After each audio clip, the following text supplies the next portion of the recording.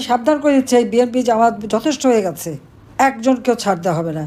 Doctor Mohammad Yunus ক্ষমতায় আসছে আরও টাকা বানাবে, কিন্তু এত মানুষের জীবন নেবে কেন? এভাবে মানুষের উপর হামলা করবে কেন? একের পর এক মানবাধিকার লঙ্ঘন করে যাচ্ছে, আর সমস্ত দোষ আমাদের উপরে দিচ্ছে। আমার আওয়ামী লীগের লোক মেরে সেখানে আন্তর্জাতিকভাবে সব জায়গায় সে প্রচার করে বেড়ায়, যেগুলি সব আওয়ামী লীগ করে।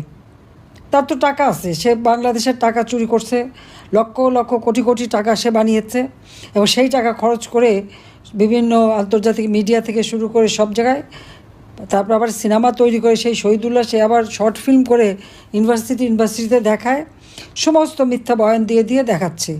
অথচ সেই আবু সাইদ থেকে শুরু করে মুগ্ধ থেকে শুরু করে যতগুলি হত্যাকাণ্ড, সেই হত্যাকাণ্ডগুলি এটা আমরা করি নাই, এসব ইউনূসের সেই নিজের করার, এটা তার পরিকল্পিত, এবং কিন্তু দোষগুলি সব আমাদের। আর যারা এই ধরনের ঘটনাগুলি ঘটাচ্ছে তাদেরকে দিয়েছে দায় মুক্তি, অর্থাৎ এদের বিরুদ্ধে কোনো বিচার নাই, কোনো নালিশ নেই, কেউ কিছু করতে পারবে না। এটাই হচ্ছে তার নিয়ম।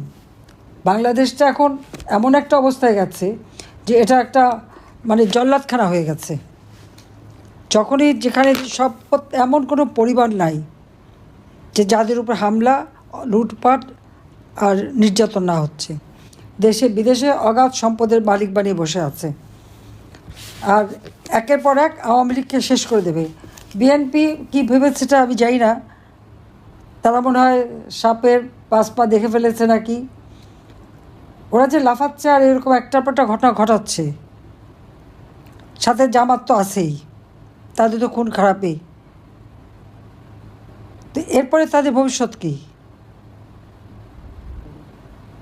সেটাই আমার প্রশ্ন। আওয়ামী লীগ নিষিদ্ধ, আওয়ামী লীগের কাজ করতে দেবে না, ছাত্রলীগ নিষিদ্ধ।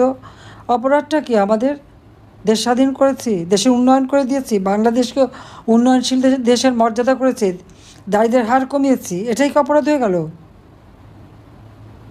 দারিদ্রের হার কমিয়ে ফেলাতে কি ইউনূসের ক্ষুদ্র ঋণের ব্যবসা সীমিত হয়ে যাবে?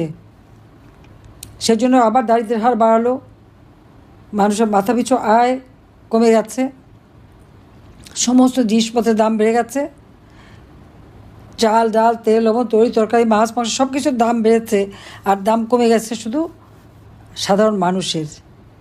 লাশ ফেলবে, কারণ লাশ ফেলে সরকারে আসা। 2024 সালের 15 জুলাই থেকে লাশ ফেলতে শুরু করেছে ইউনূস, তার মেটিকুলাস ডিজাইনের অংশ। এবং সত্য কথা তো বেরিয়ে যায়, তো রাখতে পারে না। ইউনূসের এক সমন্বয়ক এনসিপি পার্টির নেতা আমার বিরুদ্ধে সাক্ষী দিতে যেয়ে বলে দিয়েছে 4 আগস্টে নাকি ইউনূসকে সরকার গঠন করতে বলে দিয়েছিল। জনগণের ভোটে নির্বাচিত সরকার প্রধান আমি, সেই ক্ষমতায় থাকতে আরেকজনকে এইভাবে সরকার গঠন করতে অনুরোধ করা কী কারণে? সংবিধান লঙ্ঘন করা, স্বাধীনতা সার্বভৌমত্ব লঙ্ঘন করা। আর ইউনূস এবং তার উপদেষ্টা সবারই তো আবার বিদেশি নাগরিকত্ব আছে। যে কটা উপদেষ্টা নিয়ে এসছে তার বোধহয় 60%ই তো বিদেশি নাগরিক।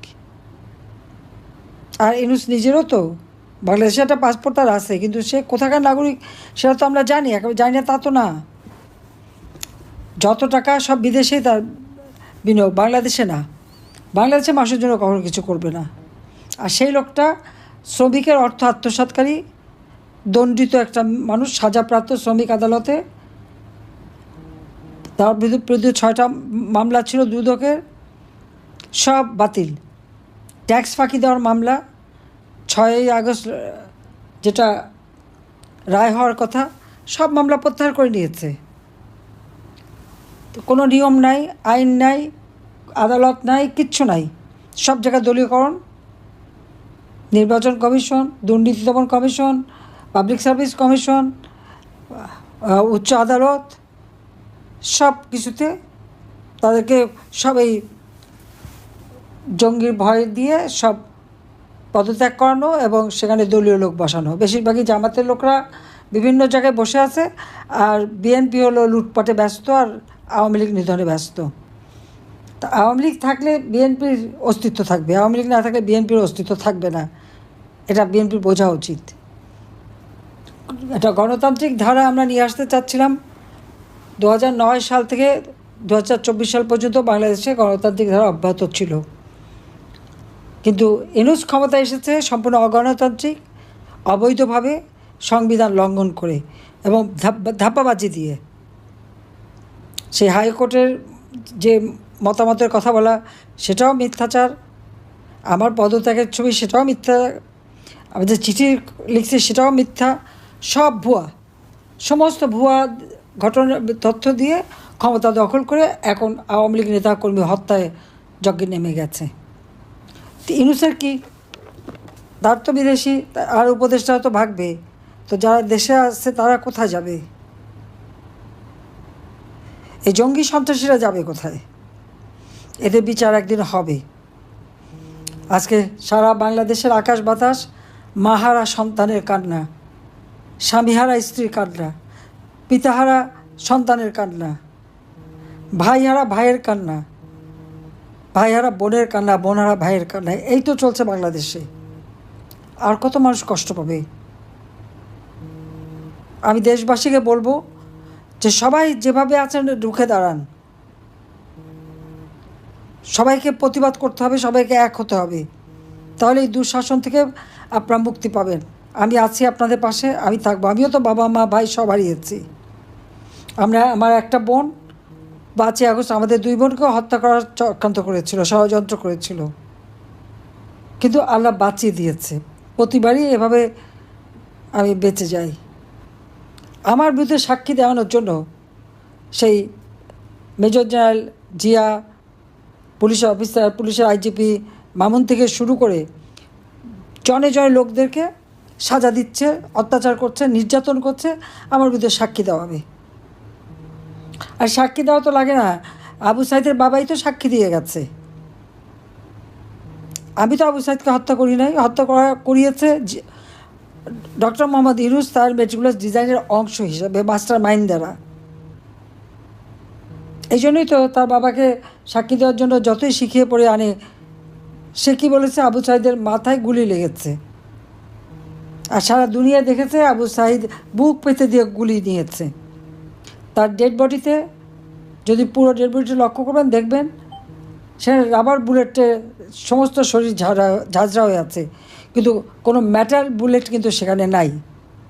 কাজে পুলিশ তো এ ধরনের অস্ত্র ব্যবহার করেনি, বরং পুলিশে তার ঢিল মেরেছে, সেই ঢিল মাথায় লেগে তার মাথা কেটেছে, কিন্তু তার বাবা সাক্ষী দিয়ে বলে দিয়েছে।